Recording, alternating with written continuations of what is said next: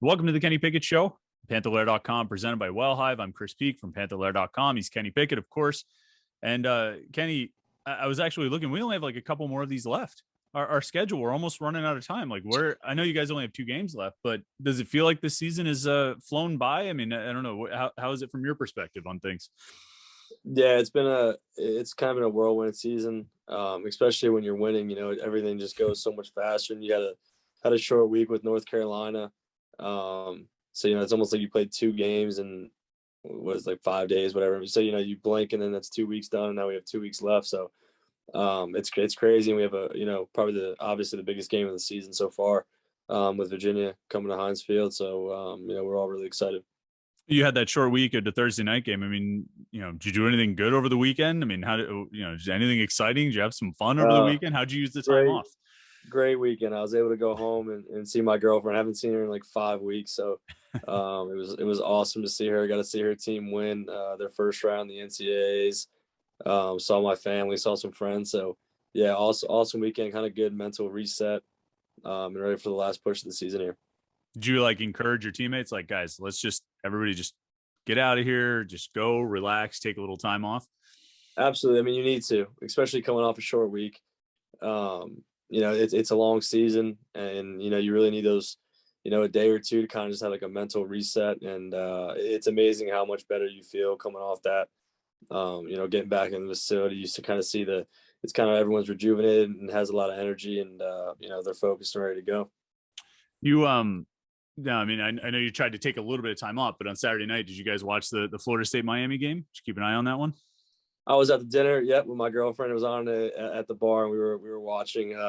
So I was definitely keeping an eye on that game.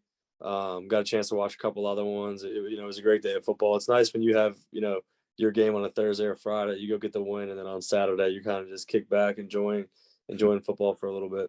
There were a lot of Florida State fans in Pittsburgh that day. A lot of people were rooting for. I mean, I'm sure the implications too. Do you let yourself sort of slip into that kind of like little fist pump when Florida State makes a play? Yeah, I was definitely in tune with the game and making and watching. And then the texts come rolling in as soon as Florida State won that. This was our first championship game. This Saturday. So guys are ready. Who like texts from teammates, coaches, friends? Teammates, coaches, teammates, coaches, friends, anyone that really is invested in it. We all know the deal. So I know we're going to give it our all this week, and definitely on Saturday. What did you see the ending of the Florida State Miami game where Miami tried to spike the ball, but there was only? Did you know that rule? Like you have to I knew have it. Yeah, I knew it right away. I said it out. I said it out loud as soon as he spiked it. I said, "That's the game." That's what the great thing about Coach Whipple and his understanding of the rules and everything. He's got me pretty schooled up on all the 2-minute drill and clock management and those kind of situations. So as soon as I saw him spike it, I looked at my girlfriend. I was like, "The game's over." She's like, "What do you mean? There's there's 1 second. There should be 1 second left. They just spiked it." I was like, "No, the college rule is 3 seconds. I don't understand it. I don't know why that's that's the kind of rule it is, but it is what it is." So we know in that kind of situation, if I see that there's 2 seconds left or 3 seconds left that we can't get a spike off, it's really just kind of call all go and just put it up. Right. And hope for the best. So yeah, that was crazy finish for sure. Yeah, I guess somebody said that the rule is based that they have to wind the clock. They have to start the clock once the ball is placed. So that would take 1 second, and then till you snap it and spike. I mean, he took like 3 extra steps when he really just needed to step back and spike. But so in a situation like that, your guy gets tackled. You look up at the clock. There's 2 seconds. Are you looking at the clock as you're running upfield and like screaming to your guys? I mean, how are you handling that?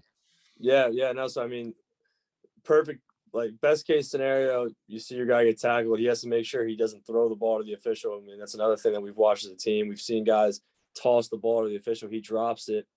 Your O lineman or D lineman kicks the ball. The clock's just going to get. They're not going to stop it because the ref's chasing the ball. That's just going to go. So you're going to make sure your receiver hands it to the official. He spots it. We have our all go signal. Give him the signal, and then just go. And buy some time and put it up there. It's a lot happening at once, man. It's a lot a to process. Hectic situation. Yeah. No doubt. All right. Then I mean, obviously before all that stuff happened, you guys beat Carolina on Thursday night. And I know sort of throughout the season, you've talked about that list of things you wanted to accomplish. You wanted to win at Virginia Tech. You wanted to beat Clemson. I don't know if beating Carolina in regulation was on your list. Was that on your list to beat? But you got past them again. And now that you're not going to play Carolina again, you're done with that series. I'm going to ask you, honestly, is Carolina the team you have hated the most in the ACC? I know former teammates of yours who never got a chance to beat them really hated Carolina, probably because they could never beat them. You've beaten them a couple of times, but you're not going to play them again, so you don't have to worry about bulletin board material. I mean, they rank pretty high, right? I mean, you got to hate them, right? So I really don't. I mean, Alex Bookser texted me. He was one of the old players, that I play with, and we, I don't know if he beat him ever, but he texted me and was like, "Thank you for finishing that one out." I wouldn't say so. No, I mean, I don't have anything against them. I mean, we beat them twice in overtime. We had that one game on the road my sophomore year where I think we were down by 4. We had a chance, there at the end. So that was a tough game, but no, I got nothing. I got nothing against them. There's never been no bad blood, I guess, between the two. All right. I'll ask you again after the Virginia game. I'll ask you if Virginia is the one you hate the most, or maybe it was Virginia Tech and we just got it out of the way already. But yeah. All right. Well, I thought it's something fun. I came up with a fun question. I want to test your knowledge of your teammates. I have a trivia question for you. I want to see if you can get this because I was surprised when I saw this. It's a stat, and I want to see if you can figure out who it is. Now, Pro Football Focus, and everybody kind of talk stuff on their grades, and that's fine. But I think they're good with their stats and their yards after the catch stat. Can you name the player who leads your team in yards after the catch per reception? Now, this is according to Pro Football Focus's stats, but what? Jared Wayne. That's not right. This guy averages 11.1 yards per carry. Or yards after the catch. Excuse me, yards after the catch. Gavin Bartholomew. Yes. 19 receptions, averages 11.1. And I mean, I guess he had the screen where, they counted that as more yards than his actual reception ended up being because he caught it behind the line of scrimmage. But I mean, is that surprising to you? I mean, you mentioned Jared. I think he had a lot earlier in the season, but I mean, is it surprising to you that that's part of Gavin's game too, that he's getting these yards after the catch? I don't think so. And I think because, one, how good of an athlete he is. 2, the kind of plays that he's getting and how he's getting the ball, he's going to be in space a lot. And, he does a great job of getting north-south. So, for receiver, I was definitely going to go with Jared Wayne. He just makes guys miss subtly and makes one move, and he's got long strides. He gets north south. So I would, we've definitely improved drastically. I think in the yards after catch category. And it's a huge credit to our guys working the all season, getting faster and going out there and making plays. Speaking of tight ends, it was an interesting sort of storyline with Lucas in this last game, and really even going back to the Duke game. He had a rough one there. Misses that first catch on Thursday night, which it looked like he could have gotten it. You went right back to him. I thought there were a couple of interesting things. One, you went right back to him on the next 2 plays, and he caught him. And then obviously the catch in overtime. As he's kind of gone through it a little bit in the last few weeks, I mean, have you talked to him, try to keep his spirits up? We talked a little bit about last week about guys who have drops and that kind of thing. But have you tried to keep his spirits up, and how important was it just to keep going back to him in those situations on Thursday night? Yeah, it's very important to him. And, we had talks, and, he's such a good player, and it's very important to keep his confidence up. And any position, confidence is key. So it was definitely big to get him the ball back, twice, after the one early. And then, his confidence kept going. And, that's just, he was put into a big situation. I think I told him a couple of weeks ago that, guys have drops, guys miss plays, and, sooner or later their number gets called in a big time situation. It's sometimes their confidence is down, or they think that they're not getting the ball, or whatever it may be. And, that moment comes to that player. It's crazy how it works. It's happened so many times in my career, where guys have had either a rough game or something. And I just tell them that, the next game they're going to have to step up big. I don't know when the moment will be. It always seems to come, and it always kind of propels them for the rest of the season. I think that's kind of the moment he had, had a big play and helped us, get the win. I know we've talked from time to time about those plays where you step up to the line of scrimmage and you just see it. You just know, like, oh, we got this. If I don't screw this up, we got this. Was that touchdown in overtime one of those situations? I mean, could you tell it pretty much before the ball was even snapped? Yeah, I felt good about it based off the motion, how soft the corner was playing. It was just really post snap when I got the ball. Linebacker was kind of buzzing out, and I just had to hold it for an extra, split second to kind of throw it behind his ear. But all Lucas needed to do was just get the position that he got, across the corner's face, and I thought we'd be in pretty good shape. All right, so you go into this week, as you said. I mean, it's obviously the big storyline. It's a chance to clinch the Coastal Division here. You guys have been in this situation before, 3 years ago, heading into the Wake Forest game. You were a sophomore, but obviously you guys were in that position. What do you remember about that week leading up to that game? And I mean, I know you're going to say like you don't approach it any differently, but I mean, there's got to be a little extra buzz, right? A little extra electricity heading into this. Yeah, I mean, I've been preaching, on this show that we treat every game like a championship, and now, it's good because here comes an actual championship game, our first one that is a legit championship opportunity. It's good. I'm hoping the guys took the message to heart, because really your preparation shouldn't change. You should keep your same routine. Everything, should be the same. If you treat every game just like it's a championship, but that definitely, the elephant in the room, obviously there's a championship opportunity. So, the sense of urgency is up. The stakes the stakes are higher. So, it is what it is. But I think that the best way to get ready for it is just, prepare do your usual thing. And then when the ball gets spotted, it's win at all costs. Do whatever you got. There is no, tomorrow. There is no next game. It's all about winning that game. So do whatever you got to do, find a way, and get it done.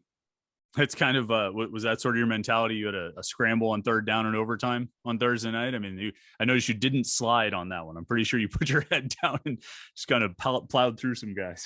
Yeah, there was no sliding on that one. And someone else mentioned that to me. I was like, listen, it's overtime. There is no sliding there. It's all about winning and do whatever I got to do to help us win. All right, let's get to some of these questions from the Pitt fans on Panther-Lair.com. They gave us some great ones this week, and I got delayed asking you trivia questions and talking about other nonsense. But these are some good ones. The first one, first of all, this guy has a great username on Panther-Lair. It's Kobassier Dennis, which just cracks me up. I mean, that's a pretty good one. But his question is, I'd like to know, before your last game at Heinz Field as a Panther, your favorite Heinz Field memory and your worst Heinz Field memory. What stands out to this point? We'll go worst first. Trying to think. I mean, all the losses aren't great, man. You don't want to think about any of the losses. I'd say losing to Penn State sophomore year. That one's up there. Rivalry game, tight game at halftime. They came out and whooped us in the second half. I'll put that as the worst. I think the best, UCF, Clemson, those two I'd say are up there. Just that feeling on the field in front of our fans, and kind of the magnitude of the wins. They were great days, great memories.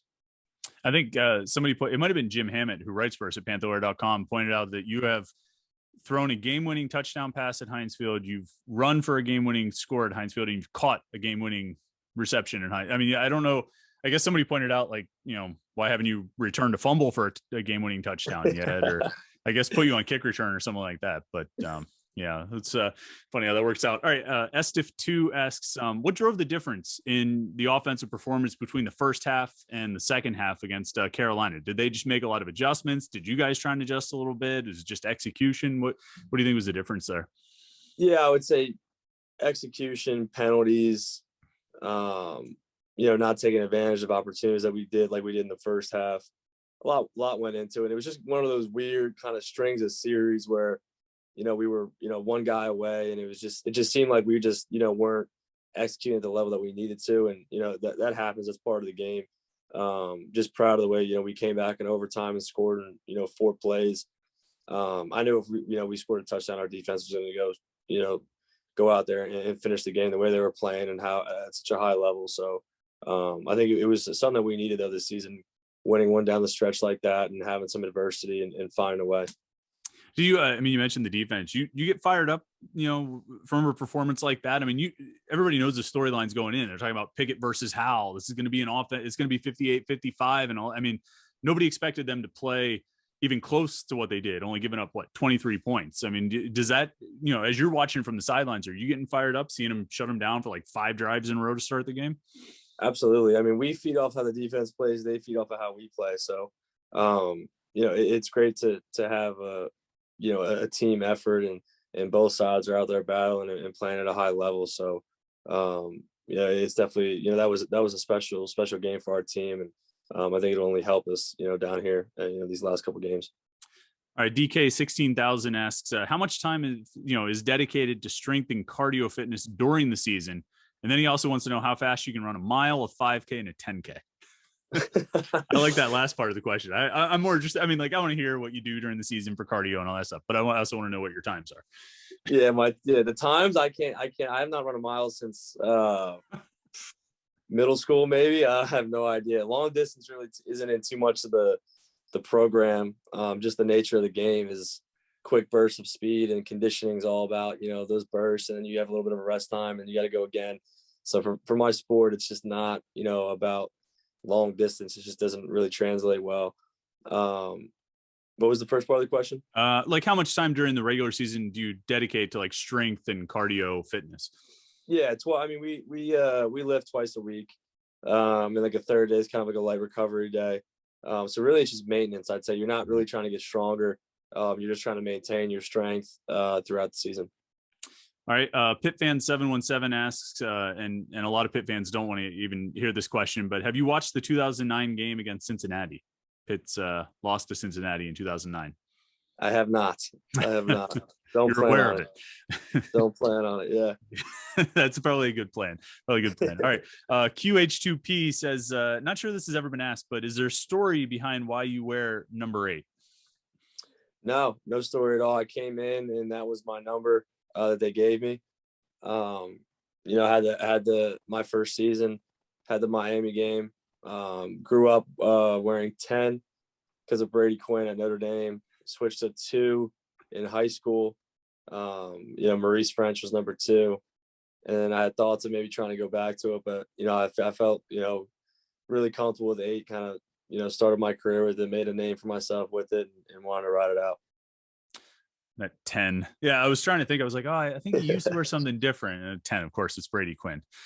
Like this show, Kenny, like people are really like getting into it. They're like, Kenny, he's like a really cool guy. Like we think he's really neat. And then like you talk about like Brady Quinn. Like, come on, man.